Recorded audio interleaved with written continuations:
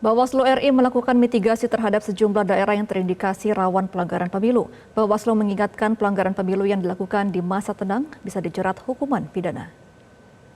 Lapangan sendiri, apakah ada daerah yang rawan dan perlu pengawasan lebih khusus dan seperti apa peta kerawanan kecurangan dari Bawaslu sendiri?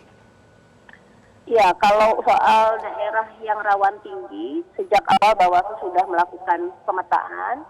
Yang rawan tinggi itu DKI Jakarta misalnya.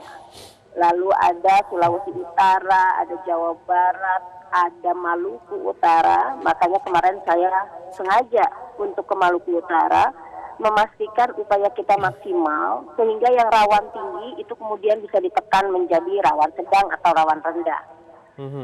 Nah, apa saja pelanggaran-pelanggaran yang relatif ya sering terjadi dan perlu kita waspadai, misalnya tentu saja politik uang, ya kan?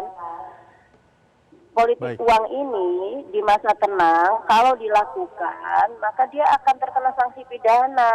Pasal 523 berlaku 4 tahun dengan denda paling banyak 48 juta. Nah, hal-hal semacam ini kami sampaikan. Sejak awal kami mengeluarkan surat himbauan untuk masa tenang. Salah satu isinya adalah memberikan rambu-rambu apa yang boleh, apa yang tidak boleh, dan apa konsekuensinya. Seperti itu.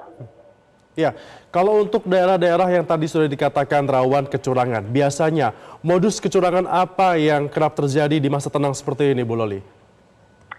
Yang pertama misalnya orang melakukan aktivitas kampanye. Padahal nyata-nyata kalau namanya masa tenang berarti tidak ada kegiatan kampanye pemilu. Nah, jadi ini seringkali kemudian memerlukan dukungan penuh dari masyarakat. Kalau menemukan ada dugaan aktivitas kampanye pemilu, segera melaporkan ke Bawaslu karena ini yang terlarang di masa tenang. Modusnya misalnya kampanye terselubung, orang sering bilang begitu kan.